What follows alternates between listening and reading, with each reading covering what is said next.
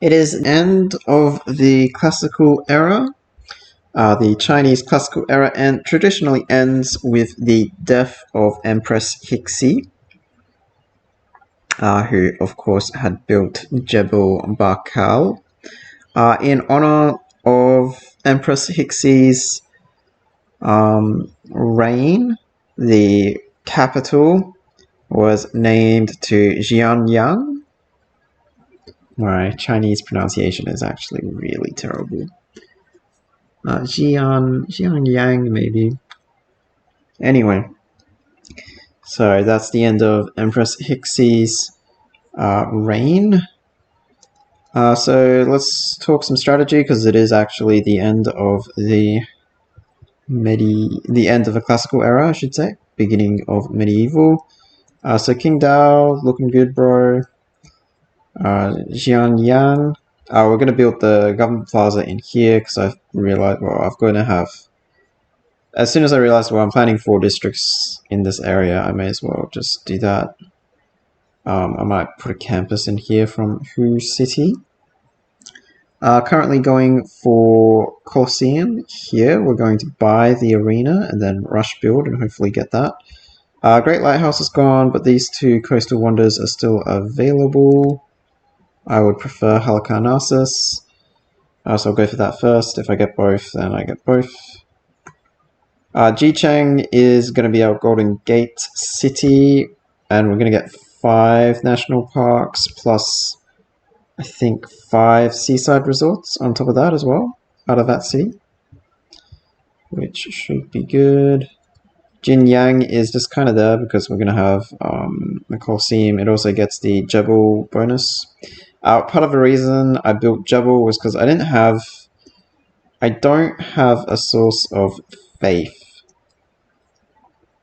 So that's giving me plus 16 at the moment. I'll find a city here, it'll get to plus 20. That's hypothetical city here will also get the culture, so that will be good. I'm hoping I can get these tiles. King Dao will expand to these tiles, and then I won't have to swap tiles or anything like that. What else? Other than that, we've pretty much founded cities everywhere we can. Bit of a shame we can get these 2 because they're quite high appeal, but that's fine. We will, like the appeal makes this area very appealing for Alcazars. Don't know how we're gonna get food up there though. I don't think there's much else to talk about in terms of the map. Guangzhou, flip back. I think this is from a disaster. I don't think this city, I don't think that city was attacked by Egypt. Maybe, well, it's been recent because it's still got health, right? So I'm pretty sure that was a disaster. That was a while ago. Let's look at the tech tree first, maybe. So we're going apprenticeship, maybe get a couple of engineers. Seeing as the AI is going crazy for scientists, like we're not gonna get any scientists. We're already probably not gonna get any generals. We probably will go heavy into admirals just because I want trade routes in all my cities. Yep, trade routes up. So this basically means we're 4 civics behind Egypt and 1 tech behind Egypt is how this is working. So we're getting trade routes because it's going to be an important source of culture and science. Which means in terms, like, so then it's like, oh, we want trade routes, so then harbors or commercial hubs, but we have 1 river location. That might actually have to be a commercial hub. I don't know. I like the idea of, because it's going to be a farming triangle.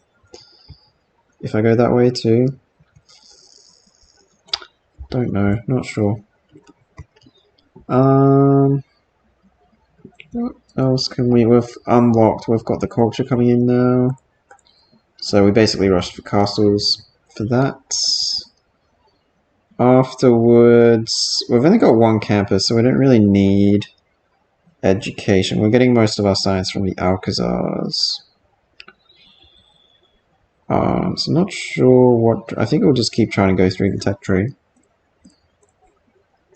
Here, so we've got a 2 Civic error. Because all of these are dead ends, right? We picked up mercenaries just for the 50% discount because I was a little worried. Well, okay. Yeah, like Australia has a lot, a big army. I think everyone hates you, right? Though, maybe not quite everyone.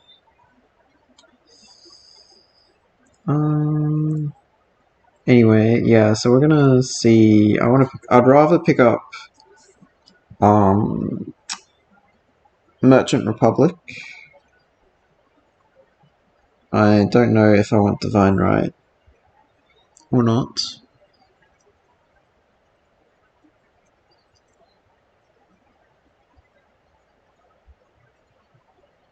The Wonders won't do anything for us. That is for sure. Governors. So we picked up Zoning Commissioner because I need these districts up. So that's why I've gone for Liang. I've only just started on Pingala. I've only just started building the government plaza as well, which is a bit late, but whatever. A lot of these don't. I mean, these two matter. But after that, I'm really struggling. Like, what do I want? These are all pretty useless. I want forestry management in Jicheng, but I don't need it right now. And I want... I mean, Groundbreak is kind of... Yeah, maybe like 3 or 4 tiles. But then that would be it. Grants is kind of... I mean, I think we're so far behind... Great people wise that we're just not gonna get any. I'm going for riders actually. Yeah, like 21. I hope that's a project and not like... Yeah, like we're pretty far off both of those. Cool, so I think that's everything. We may as well check this. So Egypt's leading with 39 science per turn. I'm not sure how they're generating so much. Part of it will be, so with the mod, adjacency, AI adjacency bonuses are buffed quite a bit. So like this is a 6 science campus. This is a... So yeah, this campus for me would be 2 science. So they're getting double adjacency from the mod, not from running a policy. So they'll double it again if they got the policy. And I've just done that because I don't like it when it's, oh, they get 30% free science and that's GG. Like, it's not like they're playing the game. It doesn't feel like they're playing the game in that sense. We have the second most culture. No, by 0.3 we have the most culture per turn. We have not much tourism, as you would expect. We're probably not going to have tourism until we get to flights. Religion-wise, so we don't have a religion. So food, Eastern Orthodoxy would actually be pretty good. Okay. Egypt's having a good game.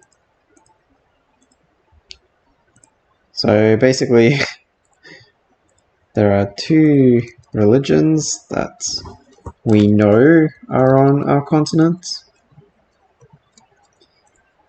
Anyway, Poland Dark Age, Japan Dark Age, France Dark Age, Korea in a Dark Age, Egypt in a Golden Age seem like the only Golden Age. No, that's not what I want. I want... Yeah, that's very safe. Cool. In a normal age in the mod, there's no bonus or nerf. So what? ever. Cool. So we're going to continue the game. Hoping for Colosseum. Colosseum is like big priority, and then one of the coastal wonders is sort of like, yeah, I'd like it, but it's not the end of the world. After that, we pretty much don't use our... Oh, maybe I should talk about canals. So it came to my attention. So like, yes, I could have gone canal here, Panama here, and then been like, oh, look, I've joined 2 bodies of water. Firstly, I can do that up here. But secondly, there's no cities on this coastline. Like, there's my capital, and that's it. And then, like, but my capital, I'm pretty sure, would prefer to take the land route. So as a result of that, like, I'm just not going to build canals. I could build one here as well, but the same thing. Like, I don't think there's anything, like, this is tundra. So there's going to be no useful cities up here. So, like, why bother, right? It'll just be, like, industrial zone adjacency. And that's, yeah, kind of it canal-wise. So there's, yeah, not much point. I've seen Australia with a settler for like 30 turns just running around here. I don't know what they're doing. But, so there might be an Australian city down there. I'm assuming they've got a city over here.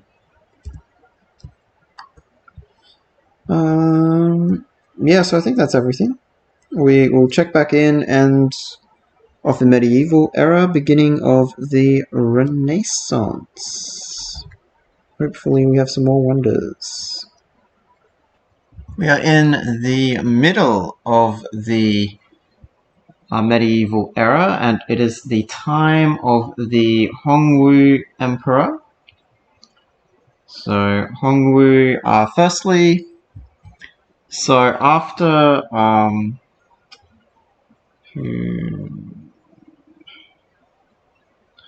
Empress Hexi, I did mention the growing of freedom of thought being, and like generally increasing people's freedoms having an effect in the future.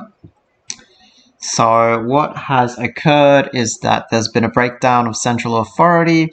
The various states became their own sort of nation states. And what the Hongwu Emperor managed to do was he managed to...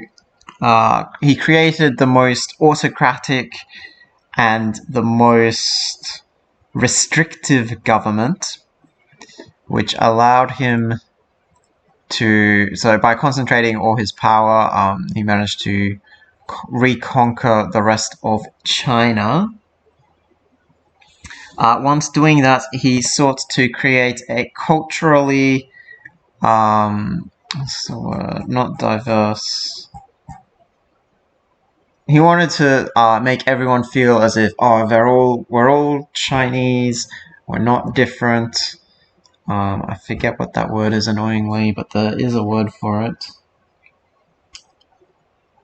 So basically, he tried to make everyone into self-sufficient farming communities. So like Alcazars, for instance, at this point in time, greatly added to their gardens. They would grow their own food in the gardens of the fortifications. For example, we have some... We've only built one farm. That's going real well for you.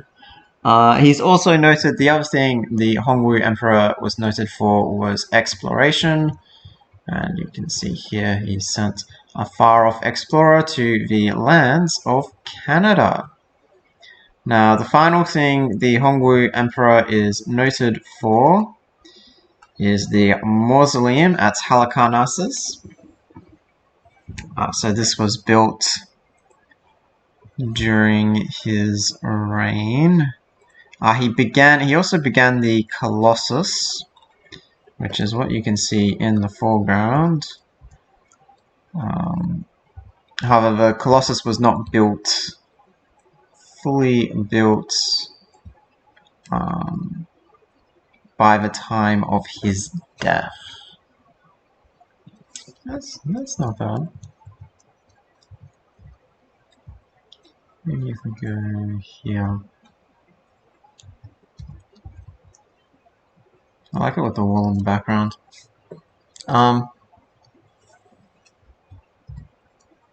Sorry. So anyway, he built the mausoleum just to honor his ancestors, essentially, in Chengdu. He began the Colossus. The Colossus was meant to be of himself, however he passed away, and instead the Colossus was sort of the next people in charge sort of changed it to resemble what was his name? Changed to resemble...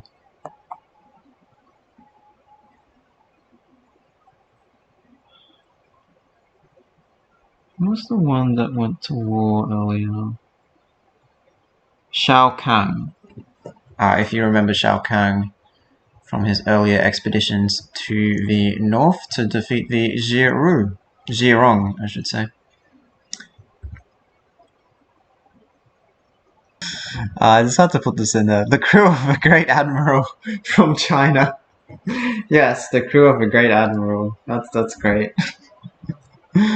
Sorry. We get +2. I assume I still get +1 from recruiting him, right? So that's getting me on the way. Yeah. This is one of my mod guys, so that's why the artwork's not done. Civilians get +2 movement. That's useful. Yeah, we may as well watch the movie for the Colossus.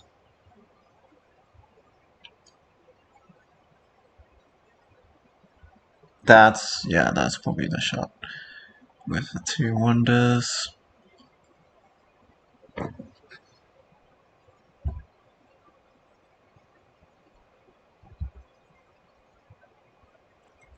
So we are now late in the medieval era, and it is the time of Taizu of Liao.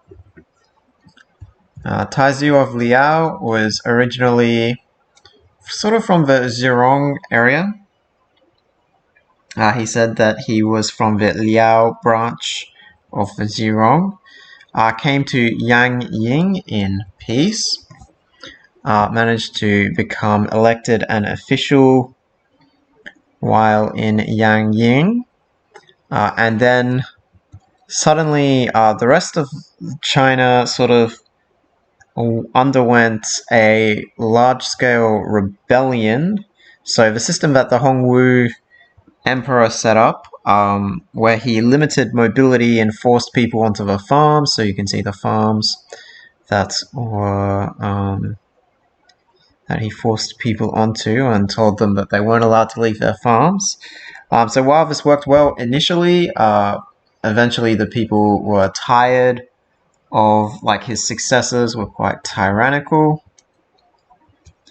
So we have the stage was set for Taozu of Liao to gradually grind his armies through China and overthrow the government. So he overthrew the theocratic government and replaced it. So he initially, Taizu wants to... what's the word? He's quite sinicized himself, but the people he had underneath him kept the Zhirong or Liao culture. So what this meant was he got the upper class to swear fealty to his son. Upon my death, my son will take over, that kind of thing. But upon his death, his son did not take over. The upper class elected using, in the Liao manner, they held an election for the next ruler. And so in doing this, the republic, the merchant republic aspect of the Liao was preserved in government, while they also took over all of China, essentially. And the other thing, so we've got Shenyang. I don't know if I talked about Shenyang when I renamed it, but just quickly, Shenyang got renamed because of the plentiful food that is found in the area. It is said to always be sunny in Shenyang. Chang'an was renamed also. Well, we're going to have two. Chang'an was renamed due to just expanding as a city. Its old name, Xianyang, in the political climate of the time, was seen as, so the invading forces wanted to diminish the native Chinese achievements, and part of this was by renaming the capital. They hoped that the Chinese would more view their history less favorably, I guess. And we're also renaming Yanying. So if I can find that.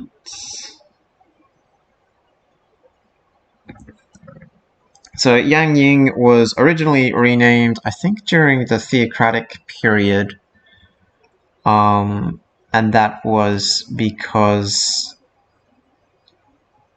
they wanted to, it was a problematic sort of area for the Chinese administrators, and so they gave it, I guess, more of a foreign name compared. So it was originally Jichang, after the Jin people. So then it became Yang Ying, because the theocratic state wanted to eliminate references to other cultures. And then as a result of that, we have one of those other cultures taking control, the Liao. And the city is being renamed Zhongdu. Zhongdu being the native name for the bay, actually. And I believe that covers everything. So we're now entering the Merchant Republic era of Chinese history. Also, we did complete the Colosseum, if anyone was wondering. I didn't really cover it because I spoke about it when we were talking about the Hongwu Emperor.